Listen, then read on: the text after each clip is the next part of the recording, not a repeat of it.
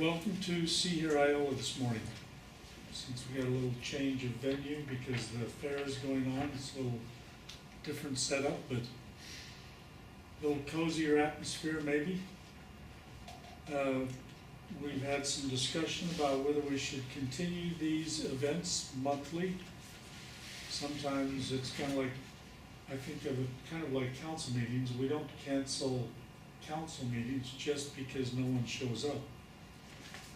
Depends on how controversial the topic is, how many people are there. So we will start with a Pledge of Allegiance. I pledge allegiance to the flag of the United States of America and to the republic for which it stands, one nation, under God, indivisible, with liberty and justice for all. Thank you. I don't have any marvelous story to tell you like Shiloh used to have. So we're going to start this morning first with John Brocker. You want to just get something away from the screen? You got it. Huh? Is it Perfect. that good? Okay. I ran these statistics early this morning, so they're about as fresh as you're going to get off of a deal. As of today, there was 38 listings in Iola. The low was 19,750. The high, actually, I should say, the high price was $299. Medium was $84.5. 72 days on the market. 3-bedroom, 2-bath. 1,735 square feet is just an average of what's out there. Closed from January 1 to today. In 15, there was 21 closed sales, 14 low, 260 high. Average was 79.5, 97 days on the market. This year, from January 1, we were up 10 sales in Iola. There was 31 sales, with 7,500 being the low, 320 being the high. Average 62,600, 151 days on the market, so a little longer. For the month of June, to close it out, in 15 there was 2 sold. Sale price average $192.5. That's high because there were just 2 high sales. So that's the reason in that month. Now in 16 there was 4 sold and an average sale price of $76,000 with an average day on the market of $165. For the county, which includes Iola again, there was 57 listings. Minimum was $10,000. The high price was $299. Average list price was $89,165. Average days on the market 116. And again, 3-bedroom, 2-bath. Average size was 1,642. Closed for all of Allen County, which includes the Iola again in this figure. In 15, there was 30 closed from January 1 to July 29. Low was 10,000, high was 260. Average price was 72,900. Average days on the market was 108. This year, from January 1 to July 29th, there was 46 sales closed. Low was 7,500, high was 320,000. Average price was 59,852 with 142 days on the market. For all of the county, again including Iola, in 15 there was 3 sold with average price of 144,000. Average days on the market 163. For June, for the county, there were 6 sold in 2016. Average was 70,000 with 155 days in the market. For the state of Kansas, for June, to include everything, they had an increase in sales of 6.6%, which was a total units of 4,433. sales for the state of Kansas. And in 15, there was only 4,160, so there was an increase of 6.6% for the year. So, do you have any questions? No questions? Thank you very much.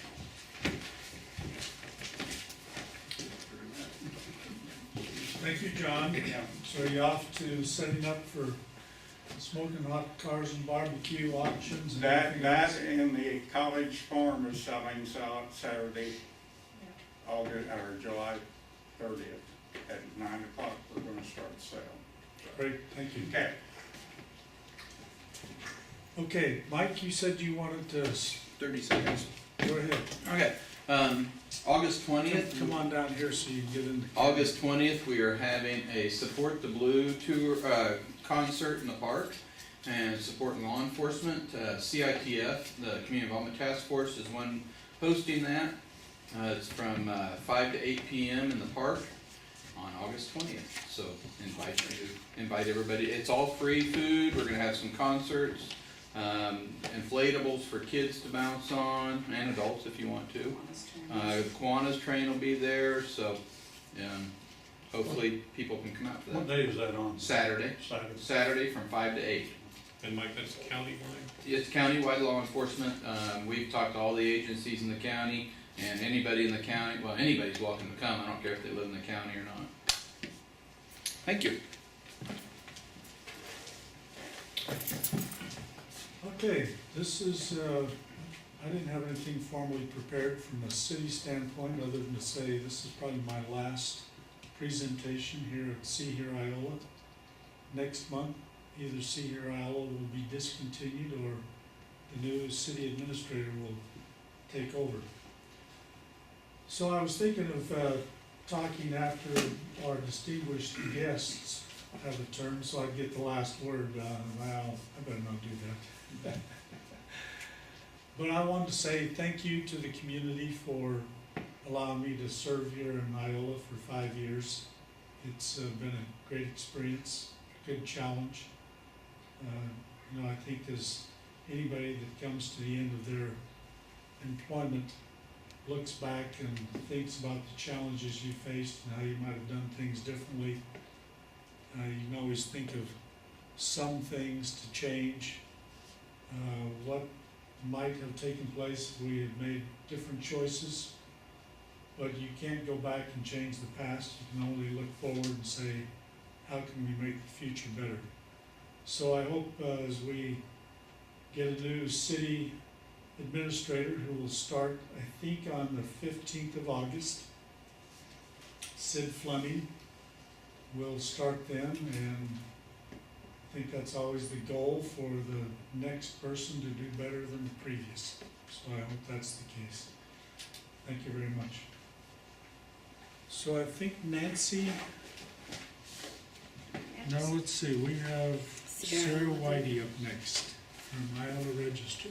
The register stuff or the fair stuff? I got both. Can Why do it don't all. you do both at the same time? Same time, okay. So you can either stand here and face the camera, or you can face the audience. All right, as far as the register stuff, we've got a lot of stuff going on, both advertising and news. This weekend's paper is full of ads. They have very little space to fill this weekend. We've got a lot of election stuff, back to school stuff, all that's coming up. Richard also has a story on the 30th anniversary of the inland hurricane that he's working on right now. That'll be on the front page. Next week they'll have all about the fair, pictures, all of that stuff in there. And then in mid-August, they have the Bullis tab, the season preview, and also the sports tab when school starts at the end of August. So as far as the register, okay. I kind of write out all the stuff for the fair because I know I'd forget half of it. It all kicks off tonight at the 6 o'clock with the button busting. We already have had some judging as far as 4-H projects, but the main events start tonight, and that's at the arena. If you haven't seen it, it's quite a sight to see. Little kids hang on with all their might and try to go as long as they can. After that, at 8, we have the URA MRCA rodeo, and we have that again tomorrow night, both those events.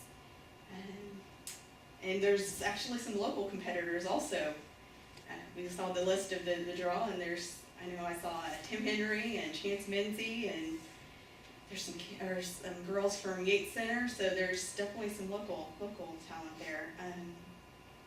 And then we also have our first annual race night at Humboldt Speedway tonight. So if that's something you're interested in, it's kind of a new thing for us this year. Let's see, tomorrow, events start bright and early. We have the Smoking Hot Cars and Barbecue, sponsored by the Rotary Club, and their competitors will start setting up tonight to get ready to get their meats to perfection. Let's see. Then starting tomorrow, Becky Robb is going to open up the baby barnyard. It'll be open from, what did she say, most of the day tomorrow. And she's going to have, of course, Claire, her camel, and Roscoe, her kangaroo, and her newest addition, Sheldon, who is a tortoise that she has to pick up with almost a forklift because he's so big. And of course, there's going to be the kittens and puppies, so if you need a new puppy, they'll have them there. Let's see, so she's also going to be open Sunday afternoon, and then the rest of the week she'll be open at 8 a.m. to 10 p.m. So it's always a nice place to take the kids, and I even like going in there and seeing all the animals she's got. Let's see, also tomorrow she has the dry land turtle race. And then something that we're kind of excited about this year, we will be having helicopter rides. KC Copters will be coming down tomorrow, Tuesday, and Wednesday. And for $39, you can see a completely different view of the fairgrounds in Iola, and it's kind of a neat thing. Then Sunday night, it's pretty laid back on Sunday as far as the events. We have entering of projects and setting up a booth and all that. But we have our first free stage event. Brenda Clark from Humboldt is going to be singing gospel music starting at 7:30. And if you haven't heard her sing, she's definitely worth it to go and hear. Then also Sunday we have the draft horse pool, and that's at, I think that was at 6. I didn't write down that time. And then also Sunday evening, Kiwanis start getting their train rides from 5:30 to 8 every night. The main part of the fair, the heart of it, starts on Monday. We have judging taking place all day. There's all kinds of, the events or the booths will be set up. And I encourage you all to stop into the community building and look at each and every project that the 4-Hers and open class has been entered. There's 160 youth enrolled in 4-H, including the Clover Buds, which is the little itty bitty kids. And they have 1,319 projects pre-entered. I mean, those won't all make it, but that's how many, there's easily going to be 1,200 projects there. And being a 12-year 4-H member myself, I know what goes into those projects. I was up with my niece on Monday night, the entire night, finishing a project for Tuesday morning judging. So that a lot of goes into it. So I definitely encourage you to take a peek at what all they've got going on. Some of them, this could be their first time ever, using a measuring cup or any of that. And some of it could be this is their last year, and they became pros at all this. So, it's something to definitely take a look and see what talent they have. And if you want to try some of those baked goodies that get judged on Monday morning, the 4-H Council actually sets up a table with a bake sale that afternoon, and you can go and pick up one of those, purple ribbon breads or blue ribbon cookies and have that, see what they actually taste like, and support the 4-H Council at the same time. Every day the community building will be open from 8 a.m. to 9 p.m. See, we have 17 commercial booths also set up besides the exhibits in the community building, so go and visit all the vendors. And then outside we have 5 food vendors that'll be set up selling their delicious foods.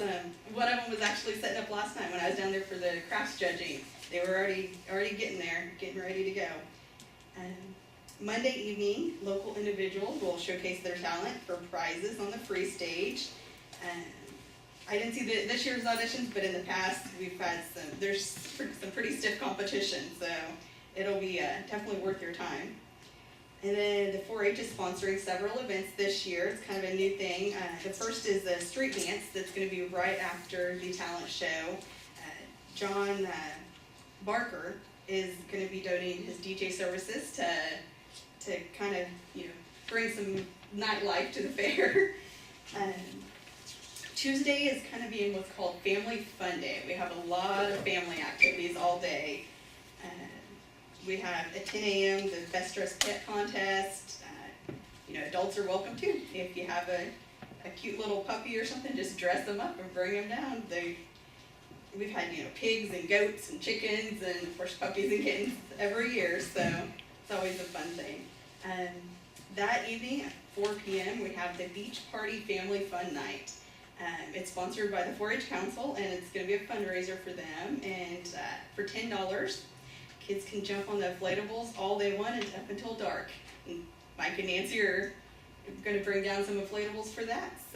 And they're going to also have sand volleyball going on at the same time. It's going to be just a family fun night.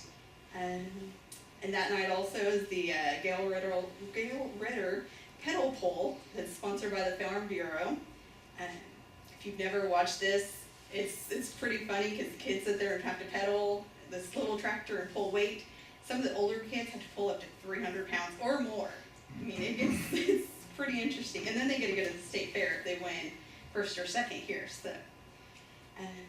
And then following that, the Supernova Dance Studio is going to perform on the free stage, including some of their first place national champion dances. They did really good this year, so they were going to do that. And then we also have the PSI Watermelon Feed on that night too, on Tuesday night.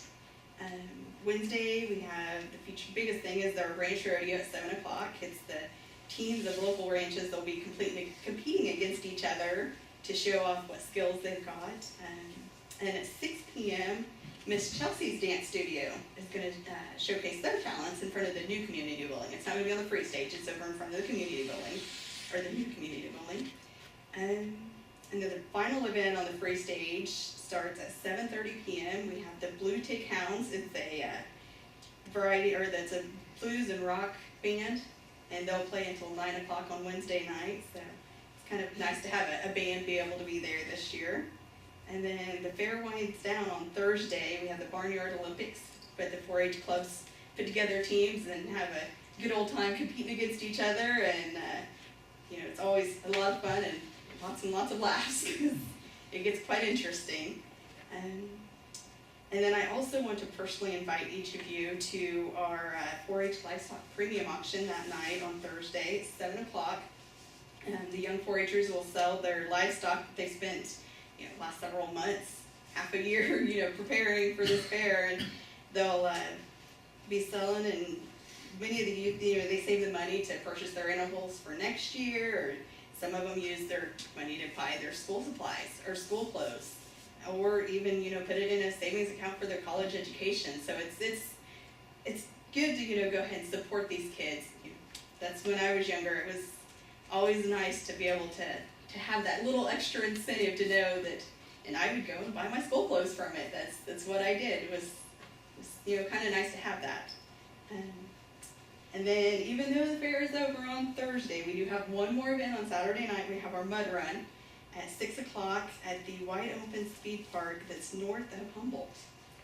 So, and I brought some tabs. If you haven't seen our entry tab, if you want to enter open class, it has all the information in there. And then also the fair features tab, which just came out last Saturday, and it includes articles about 4-Hers and some of the projects they've got going on, and kind of biased. My nieces and nephew are in there, so see what all they've got going on. So, all right. Thank you, Sarah. Thank you.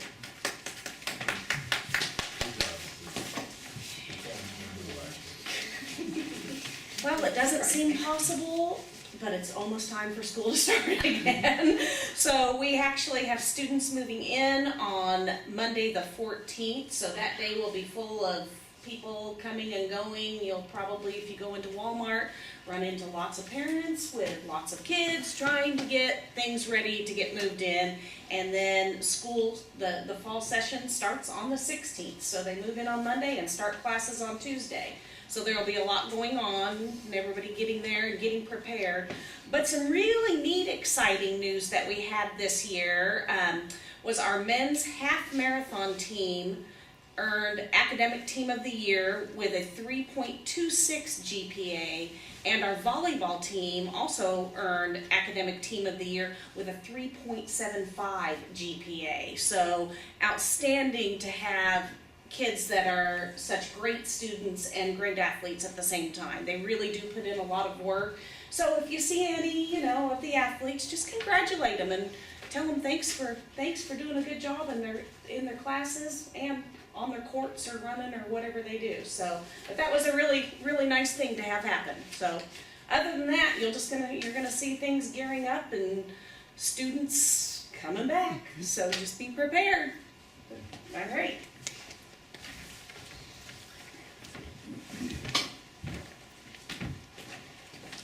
Thank you, Nancy.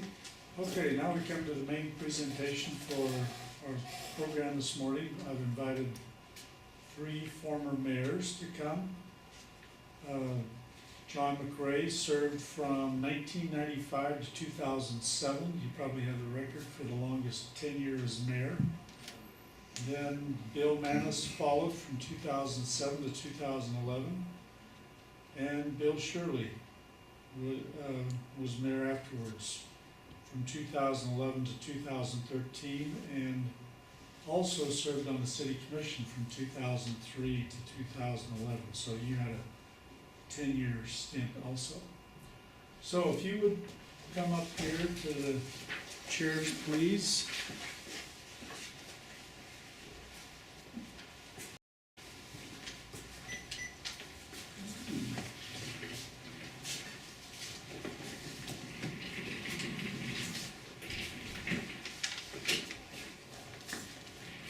You're going to be somewhat self-moderated.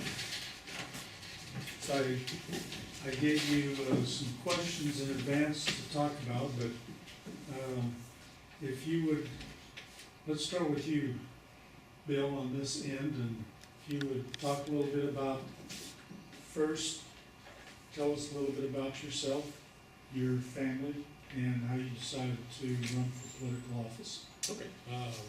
I actually grew up in Iola, went through all the Iowa schools, literally all of the Iowa schools. Because through elementary school we moved around town, so I had an opportunity to attend each of the elementary schools. I went into the service right out of high school and met my wife in Germany. She was from Michigan, and we moved back here with the exception of a short period of time that we spent in Illinois and another 2 or 3 years we spent in Texas. Most of the rest of the time has been here in Iola. Worked for Haldex for 24 years before they closed. As far as my involvement in public service, it's something that I had not previously considered, and community service, yes, public service, not so much. And the distinction there being running for any kind of elected office. I was actually approached by John McRae when he decided he was ready to step away, and I've looked back on that and recognized that John's sense of responsibility wouldn't let him literally walk away from the office. He took the time and energy to visit with folks and try to find someone who would be willing to fill that spot before he left. He served the community for a number of years, and I appreciate his service. Great, thank you. John? John McRae, I'm in my 36th and final year with State Farm Insurance. I did serve as mayor for 12 years, and Jack Hastings had one more term. He's the only one that served longer. I think he was there for 15 years. Going to Bill, he started the Community Involvement Task Force, which was a wonderful organization, and I think Mike just mentioned it, it's still going on, and I thought he'd be a good person to follow me. I had been, president of the chamber, and I was chairman of the middle school remodeling project, and was just sitting in the office one day, and Ralph Mosier and Ray Purcell and Emerson Lynn came in, and they wanted to talk to me about running for mayor. And I think it's a good thing when those that are in office try to find somebody that can follow up, that can do the job. So I'll let Bill talk to me. Well, my name's Bill Shirley, and I was a commissioner a lot longer than I was mayor. But when we were a three-man commission, things were a little different from the way they're run now and so forth. But I'm married, and be 60 years next year. Hopefully we make it. I have 4 children, 5 grandchildren, and 1 great granddaughter that keep us busy. But I spent 22 years in the military and 22 years in the Iola school system. Like Bill, John's the one that talked me into running. Mr. Hawk only chose to serve 1 term. He told me too many phone calls. You have to be a principal to realize how many phone calls you get. And this didn't seem so bad, really. I've certainly enjoyed it, and I've certainly enjoyed working for for and with Bill and John. Okay, thank you for your introduction. Now, for the second question, what do you think was your biggest challenge and the greatest accomplishment during your term of office? So let's start with you, John, and then go to Bill, and then Bill Shirley, and then Bill Mass. Well, certainly one of the biggest challenges I faced was sitting right here in this room and learning that we were selling electricity for significantly less than we were buying it. And at that point, I realized, that we didn't know nearly enough about our enterprise funds. Our water, we used to brag about having the cheapest water in the state, and it was a fool's bargain, because when it came time to build a water plant, we didn't have any funds in reserve to build it. And that was another challenge. It was mandated. We faced the possibility of a $25,000 a day fine because of the contaminants in the water. We put together a task force that visited other water plants, and we ended up doing what we thought was best. It's always controversial when you spend other people's money. Probably the last thing that was a challenge, personnel issues were always a challenge for me. I'm not like Donald Trump. I take no pleasure at all in firing people. And thankfully, there weren't very many of those that happened, but those are always a challenge. Okay, Bill, please. I wrote some things down here in my tenure of office. I think the best advice I ever got was from a fella that, and Nancy being here and everything, you have to take into consideration the money people have and what they have available to spend on utilities and stuff. And fella told me before I took office, he said, I'll vote for you, but I just want you to remember, not everyone in Iola makes $20,000 a year. And, but then on the other hand, you've got to make sure you're economically or have the fiscal policies in effect that take care of everything. I was over at the food pantry the other day, and the fellow was telling me that first time he'd ever been at the food pantry, because he had enough money to pay his utility bill and he needed air conditioning, but he didn't have enough money to, for food. And, you know, these things play into it, and you hear these stories all the time.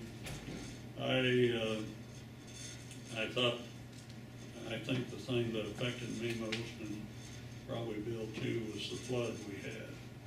You know, we still are working from it on trying to get houses and stuff like that, especially on the south side of town and everything.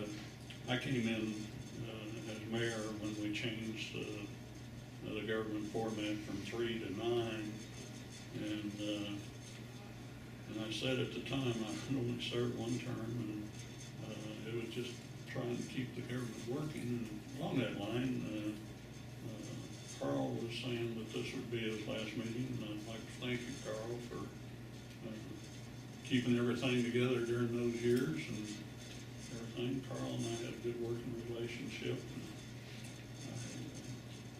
other than that, it's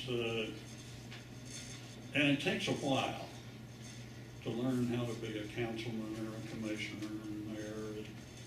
You know, a lot of people think you just sit down and take over it, but there's a lot of reasons why we do things the way they are.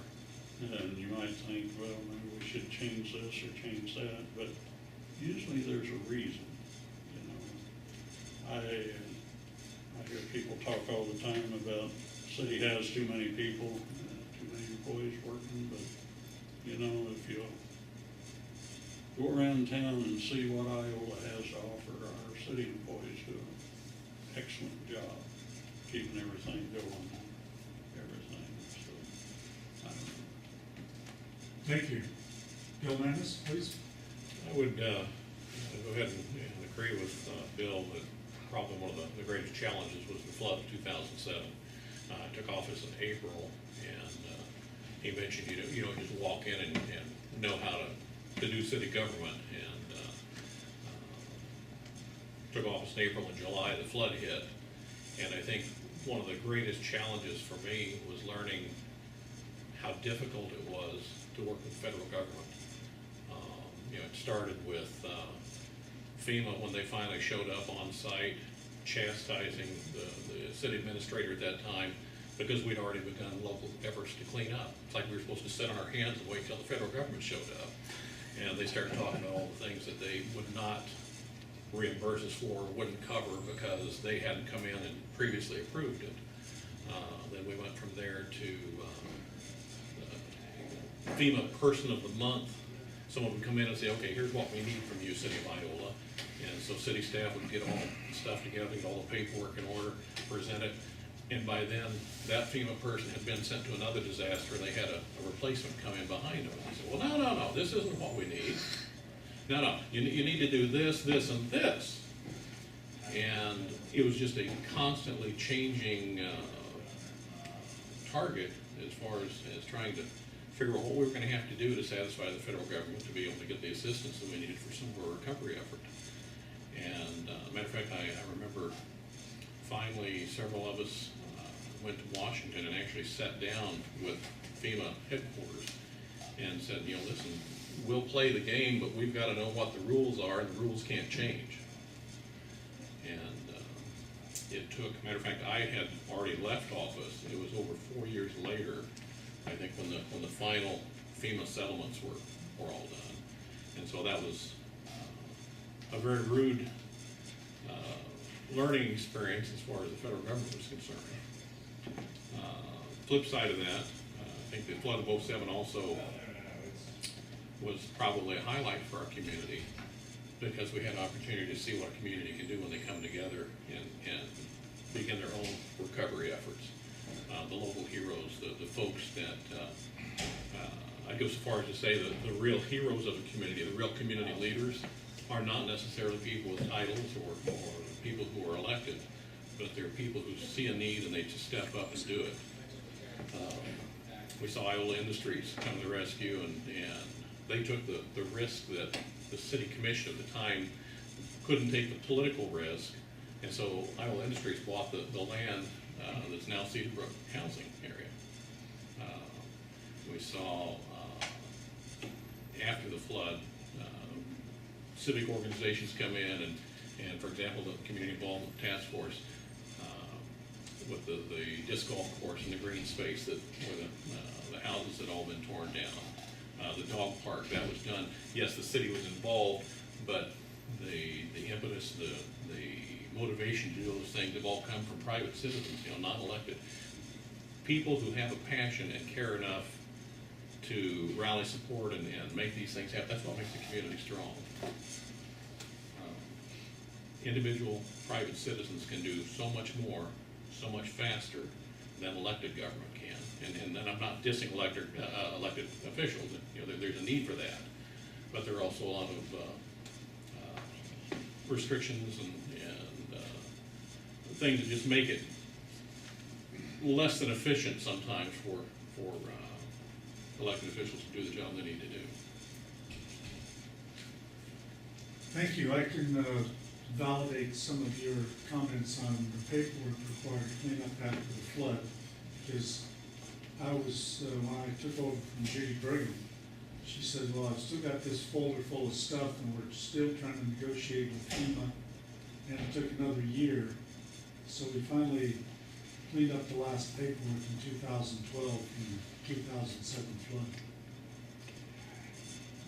Okay, last question. Bill Shirley, we'll start with you. What recommendations do you have for consideration by the current city council, based on your experiences? And just for some ideas, what's going to take to keep the community growing in a positive way? What investments in the future do you think we ought to have? And what's the role of government versus private enterprise? Well, the last one's a great question there, Carl. But I wrote some things down. One of the things when Mr. Flaw was talking earlier about this might be the last meeting, I hope not, because I've enjoyed these. We kind of copied off Ottawa when we started this, kind of did. Yes, I think that was Bill Mattis that suggested that to us. Yeah. Thanks for him. We were all going up to Ottawa and thought, well, it'd be a great thing to have. I hope it continues. I don't go to the meetings, but I watch it on TV. And I think about everyone does. And we enjoy the different people you have here doing the talking. One of our big issues that it was an issue when I first started, and I'm sure it was an issue when John started and Bill, but housing. We have to, for us to improve as a community and everything, we just absolutely need more housing. Gates and Russell Stover, one of those companies have people come from 40 counties to work. That's a lot. We'd rather have them in our county. So I wrote down the dirty word, that we should bring our outlining homes and everything into the city, but boy, that becomes a political fireball when we start that and everything. And I would hope that the city council would all get together and see what we can do about annexation. The people from the outside of our community uses our community and everything, but it's the citizens inside Iola that pay the taxes for these different things. Also, the other thing is population. I came to town in '78, and our school population has changed. It's been on a downward trend ever since. Our this basic population has really changed. I remember one time there in the early 80s, we had the largest 4A school in the state of Kansas, and now we're just about the lowest 4A school. I don't quite know what it is, but it's changed, and I wish we could wave a magic wand and have more people move into Iola and everything. And like during the flood, we lost so many homes and everything. And, Cedar Brook has helped and everything. I absolutely believe one of the real positive thing that's going on in our community now is the housing out at the old hospital and everything. And I found out no matter what you do, the city government, you're gonna receive criticism from someone. I remember when we built the water plant, John, there was a lot of people very upset, the golden clock and stuff like that out there, but it wasn't. But after the flood, and we had built that thing 1 foot higher than the flood of 51, I never received a complaint. The cities that had the floods and got into their water plants, they had to bring bottled water in. We didn't, so that helped and everything. And I agree certainly with Bill, and I certainly owe a gratitude for Bill and his wife out going up and down the streets. We were handing out boxes and everything else to help people to back and move. And it's always stuck with me, but down in South Washington, this elderly lady, probably about the age that I am now, was, I'm not leaving this house. Well, the water was coming up. My daddy built this house, and I'm not leaving. I was born in this house, and I'm not leaving. Thank goodness her son says he'd take care of it. But you have a lot of stories like that and everything. Houses, population.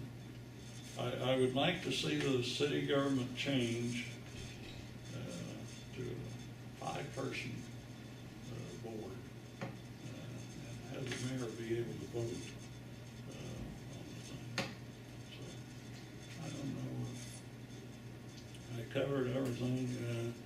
I think it's great that we have the fair and the different things. One of the things from FEMA I always remember is we had a lot of issues about the swimming pool, where it was going to go. A lot of people wanted an indoor swimming pool.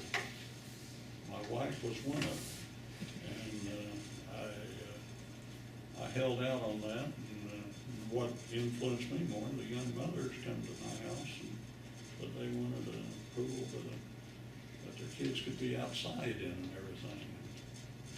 Since the pool's been built, really haven't had any complaints or anything about it. Did a fantastic job. And like I say, I enjoyed my years on the board here, and I certainly appreciate what the city does for us and everything. And I hope that we don't go to a volunteer fire department. So I've been the beneficiary of 2 runs in the ambulance to the heart hospital. And I used to be on a rural fire department over in Humboldt. When the fire starts, minutes are important, or in an emergency. So, Nancy, have I covered everything? But I want you to take care of this the next meeting, okay? See what I can do. Thank you. Thank you. John? Iola has a lot of assets. My wife and I've been married, Merrill, I've been married to her for 44 years now, and she retired a couple of years ago from middle school. When we were just starting our family, we were looking for a place that would be good to raise our kids. And my niece, Jenny Masterson, was going through what they call the pattern program. And that involved literally hundreds of people coming to George's house, my sister Georgia Masterson, and working with Jenny. And I said, you know, that'd be a good place to raise kids. And I was right there. I'm not always right, but that was a good choice. From the city's perspective, I think the biggest asset that the city government has is the workforce. And during my 12 years, I was totally impressed with the quality of our workforce and our department heads. I had the opportunity to work with, I think it was 4 city administrators. Judy Brigham was the best as far as I'm concerned. I was pretty devastated by what happened with Judy. And if I could go back to a 3-member commission, I would do that because it worked well for a number of years. I never worked with an individual on the commission that didn't have the best interests of Iola at heart. Didn't always agree with them. Matter of fact, the guy sitting over here, we used to leave the rubber match up to the 3rd commissioner. But it worked well, and if you have quality people, that would be fine. And then I think this guy is the one that started the 5-member commission, and well, you know, that's not that big a deal. And I was invited to serve on the task force to study what form of government that Iola should go to. And I think I was the only one on the task force that had 0 of my suggestions adopted. That was real frustrating for me. But that's, you know, that's the way things work. And I agree with Bill that I think 9's too many. I'd like to see it go back to at least 5. So, the housing issue, you know, our employers tell us that that's the biggest issue for them. You know, since I left the mayor, being mayor in 2007, I've been president of Iola Industries since that time. And what Bill is talking about is true. You know, what the city can't do at all, Iola Industries decided in 30 minutes. And, you know, we don't answer to the public in that respect. And so if we want to risk our funds, we can do that. And we have no desire to be landlords, you know, the Iowa Industries. But I think that's a need there, and we've always served as a catalyst, and that's what we're trying to do.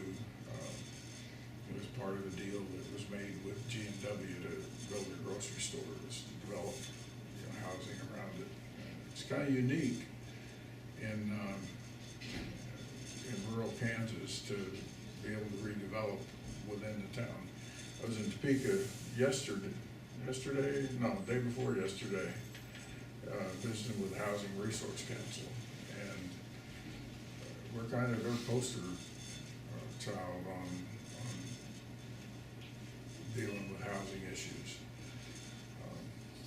So I hope it does what we intended it to do, and that we're a catalyst, and that we can get out of it and go back to concentrating on jobs. Probably the biggest thing for the city, I think, would be take this to the next meeting to go back to 5. I know it won't go back to 3. I'm a 7. I want 6 and a mayor, 7. You know, I'm kind of out of it. You know, it's hard to stay up on what's happening in the city once you're not a part of it. And if it's hard for me, it's got to be hard for average citizen to know, to have a real grasp of what the city's doing. So, that's my spiel. Alrighty, well, I've listened to both of you gentlemen talk about the size of city government. I've of course read a lot of things in the paper that different citizens have shared. And I personally think that the correct number for the city council is 4.317 people. And we can do that, everything will be okay. Actually, I campaigned on increasing the size of city government and also on moving meetings to a time when the public could attend. We used to have them in the middle of the afternoon, and it was really difficult for people to be able to break away from work or come and provide input or have a say in what was going on. Or even the people that can run. Yeah, even people who could run, people who, I was blessed in that my employer, at the time, Hall break, they agreed to let me take off work and come attend meetings and do my job. But that's not always the case with everyone. Likewise, I think, 9 is too many. When we first started talking about a larger form of government, I think 5 was initially recommended. I would rather stick with 9 than go back to 3, though. I kind of break ranks with John on that one. The scenario that John presented where, he would make a motion or not even make a motion, but bring something up and maybe Bill would disagree and the third person would have the deciding vote. I think the concern is that equally likely is where one person makes a motion, the second person seconds it, and it really doesn't matter what the third guy thinks. And there's no need for discussion because it's pretty much already decided. Well, now with the larger council, if somebody makes a motion and somebody else has a problem with that, we've got several other people we've got to convince that, this really is the way to go. I would like to see 5 or 7, either one. But I would rather keep the 9 than go back to 3. As far as the advice for the current council, and of course we've got a councilwoman here today. In my present capacity, I represent over 50 communities in 13 counties. I have opportunity to go to a lot of public meetings and see different things that different communities are doing. Have opportunity to kind of benchmark against those and bring some of those ideas home. And I think the thing that I have seen is that the strength of the community, or how strong the group works within a community, really doesn't have a lot to do with the size of the community. Certainly more people, more homes, better tax base, lets you do more things. But there are some very strong, smaller communities. And the thing that I've noticed that sets one apart from another, in one community you may walk in and the economic development group does this, and the chamber does that, and the city government does something, the schools do something else, and they're all very, very good at what they do. They're all doing great things for the community. But the communities that really succeed, that really stand out, are the ones that have a common goal, where the economic development folks and the chamber and the city and the schools and the churches and all the civic groups, they're all on the same page. They have a vision for their community, and they're combining resources to make these things happen. And that's what I would encourage the current city government to strengthen the community, is to open up more avenues of discussion and interaction. But involve all the stakeholders. There's one community in particular that every time a new person is hired, like a city administrator or county council, a new hospital CEO, every time somebody new comes on board that comes into that community from outside, they'll host a luncheon, and they will bring all the community partners together and say, okay, you're now part of this group. We are a community. We're all partners. We want you to know who you're going to be working with. They communicate so they all know what each of the other groups is working on, so that this may not be my regular focus, but I know you're working on it, and I happen to know something about that I can contribute. It's all about communication and inclusion, that makes the community strong. And then secondly, is for the city council to always remember that no is not an answer. Yes isn't always the answer either, but when, we can't beat everything to everyone because somebody's gotta pay the tab. But when someone comes up with an idea, don't immediately dismiss it, instead of saying, well, no, we can't do that. Take a few minutes and say, well, if we were gonna do that, how could we do that? What would it look like? Let people begin to think and ruminate on these ideas, and more often than not, there are more than one way, there are usually multiple ways to reach the finish line on a project.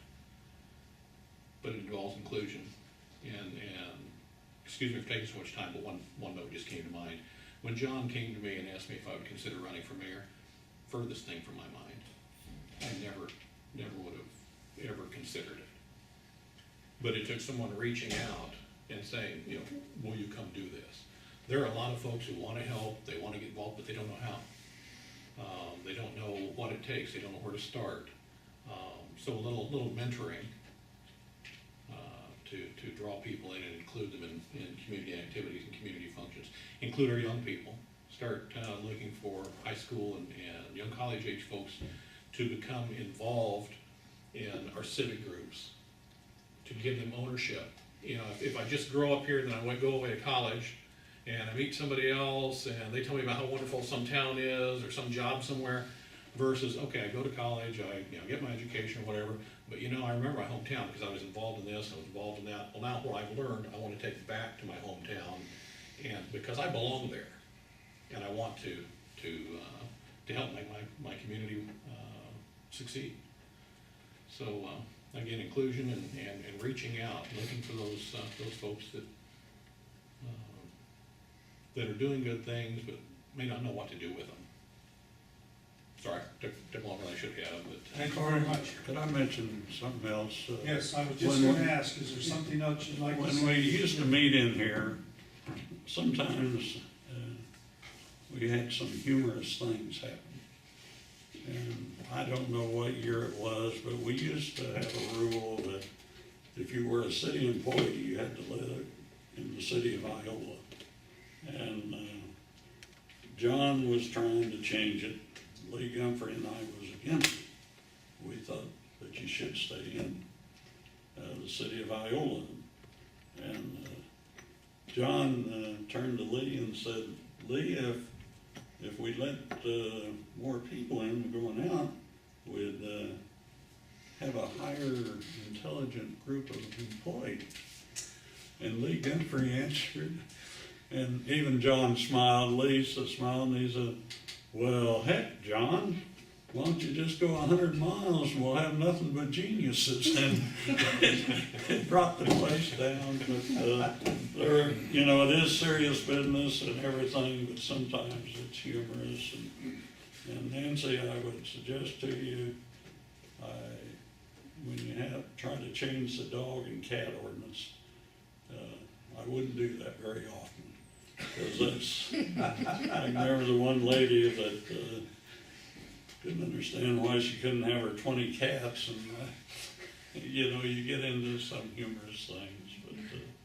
But by far, I'm Bill and John and Lee and Craig, people that I serve with, and people on the council like Nancy, all good people. And I honestly believe, even though people disagree, I think that they honestly believe they're doing what's best for Iola when they vote the way they do. So, I'm sorry to hold it. Tom? A couple things. First of all, I thought of another city administrator during my tenure, so it was 5 that were city administrators. The one that I missed was, don't even know how I missed them. By and large, they were all good people. The other thing is that I think there's better communication and better effort between the groups that Bill's talking about now than ever before. And I'm not sure exactly what generated that, but we need to keep it going.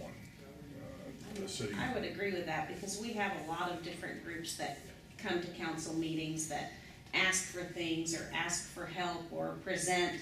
And, you know, for the most part, I don't remember turning any away saying, no, we can't help you. I mean, we wanna help, we want it to all work as a community, so so, it's just not always a very easy job. I get a lot of kidding about taking pictures, but I like to have something that lasts for a long time. So thank you very much for being here. I was thinking as you were talking about how many phone calls and citizen requests you probably had while you were mayors. And I'm sure that you gave up a lot of your personal time in service of the community. Thank you for your service. Thanks for being here today. Appreciate it. Okay. Now it's more emails than phone calls. Is that turned off?